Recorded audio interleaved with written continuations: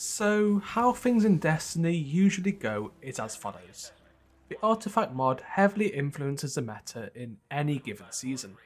Solar's time might finally be up, but there will, as always, be builds or weapon archetypes pushed to the very top.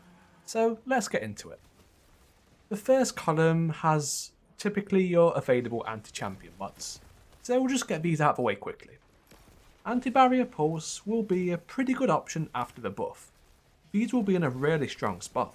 Unstoppable sidearm, I love to see this, since in the final shape there will be 3 different rocket pistol sidearms available, and these are a really incredible archetype. The rest are somewhat typical. It's nice to see hand cannons again, as these are quite popular right now. In column 2 there is Logic Reducer. This is quite specific and honestly just depends entirely on what weapons are part of its set. Currently I don't believe any are known. Overcharged Armory again depends on the weapons, not much really to say here. Typically I don't really use these kinds of mods, as weapons will be already overcharged via matching activity surges or by featuring an anti-champion mod. Authorized mod Elemental Charge I'd say is mostly unnecessary, and Saint's Inspiration. This one I believe is the Season of the Dawn reprised weapons, which could actually be quite effective, especially on the Martyr's Retribution, as long as it guarantees a 2 mag size each reload. Winning Hand. Dealer's Choice is the weapons available from the Pale Heart location, and does have quite a nice selection of options. If you are utilising any of these weapons at all, then this mod just kind of makes sense.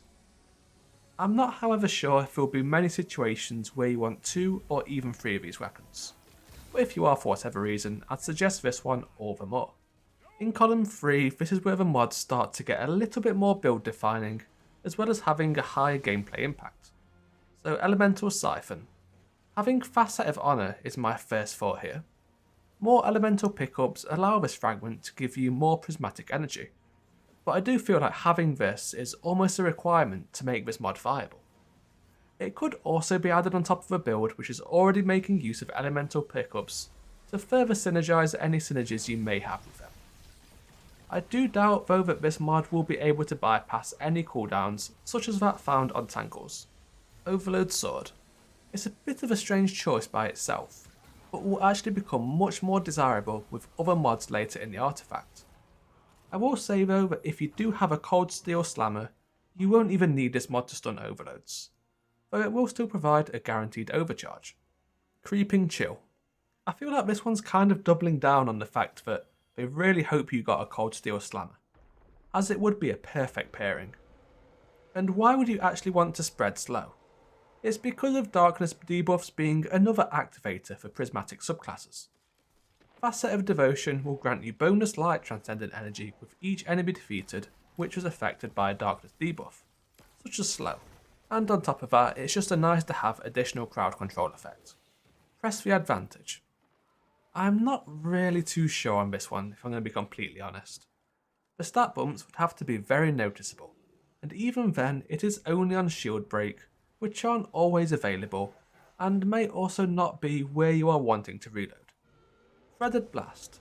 This one's obviously a little bit build specific, requiring both a strand primary and a way to consistently generate tangles to maximise the uptime of this mod.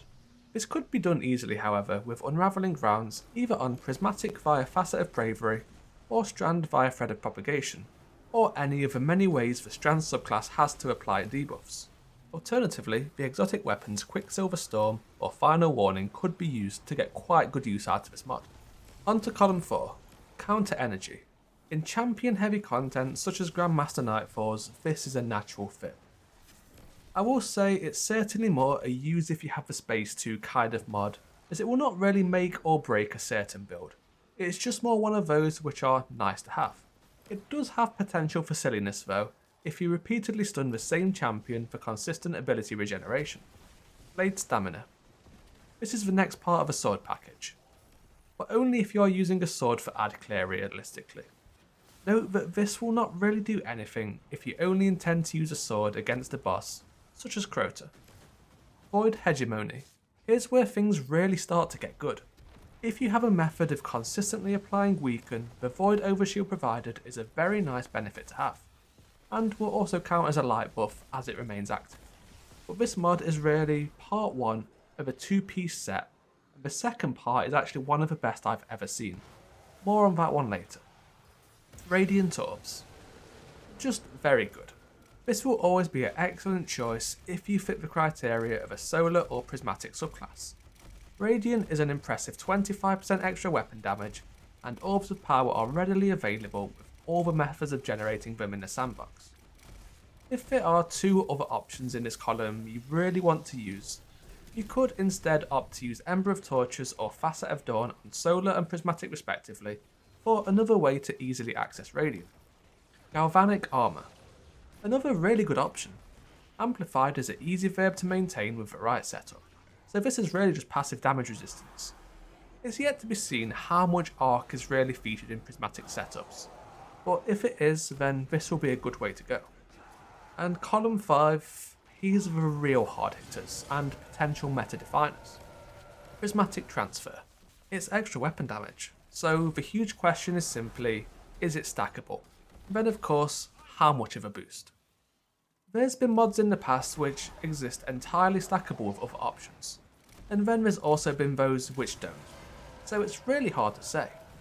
But if it does, then coordinating a fire team with a few different super elements to begin a boss damage phase could be the make or break in something such as a day 1 raid.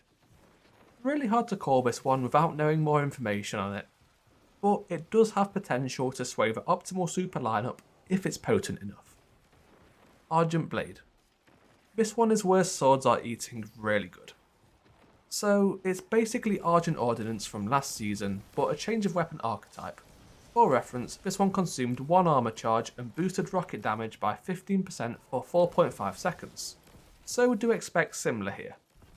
Maybe a little bit more if Bungie really wants to push swords into the meta. There will be a new exotic sword coming too, so this one does have potential to be incredible. There's also the Falling Guillotine, which will now be enhanceable, and is Void, which trust me will be very relevant. Or even the old reliable bequest, which still somehow has its plus 10 impact over other swords, just making it a really good choice. Expanding Abyss. This one is the second part to use alongside Void Hegemony, or just by itself, and with a certain edge transit being quite popular right now, I was actually quite surprised to see this. Against boss targets, use this and a tether or tractor cannon. Against boss targets, use this with a tether or tractor cannon as a weaken source, alongside a full team also using this mod and spamming edge transits. I can't really see many damage options actually outdoing this. But if you're a solo player, how about this? Try Heart Shadow. This sword weakens targets with its exotic perk Shot in the Dark, and you also have all the other sword boosting mods stacking on top of it. You can always go the ability route too. Facet of Dominance or Echo of Undermining allow for Void Grenades to weaken. Or there is even Buried Bloodline and Collective Obligation for alternative exotic weapon options. If there was one mod I could see being insanely popular, especially in strategized group content scenarios, I think it's probably going to be this one. Shield Crush. Ladies and gentlemen, may I introduce you to the Banner of War aspect, and of course their cousin Into the Fray. It might actually be the case that Strand Titan isn't really going anywhere. We even just got a new exotic for Strand Titan, which is all about getting melees back quicker and meleeing more often. Pretty much a perfect fit. The other side of this for grenades is just as nice. Radiant and Amplified are super easy to maintain, so you're essentially just having higher damage and more grenades by default. And of course Prismatic would be able to have both sets of buffs active at the same time, enhancing both grenade and powered melees. It doesn't really need to be said, but this one is really good. The only way this won't commonly be used is if the benefits are an absolute minuscule amount, but I do kind of doubt that. Transference. So Transcendence is looking to be real good, so this mod likely to be another one of those which improves an already powerful tool, as using either abilities or weapons while transcendent you will be benefiting regardless. Especially so with how quickly abilities regenerate. If the increase in damage is enough, it will be worth creating prismatic setups which are entirely based around maximising transcendence uptime. I mean, that was a thing even before this mod. Now it will be even more so. And that's the lot. The benefits are spread quite wide between different elements, with Void looking to get, in my opinion, probably the biggest boost. There's also the sword package, which may actually be enough. If there's any bosses similar to Crota with sword specific weaknesses, then these are actually just no-brainers. While a lot of these mods are tied to different elements, Prismatic does allow for you to use quite a lot of these simultaneously, and I feel like this will be the way to go, at least for this season, over using a traditional light subclass. Thank you for watching.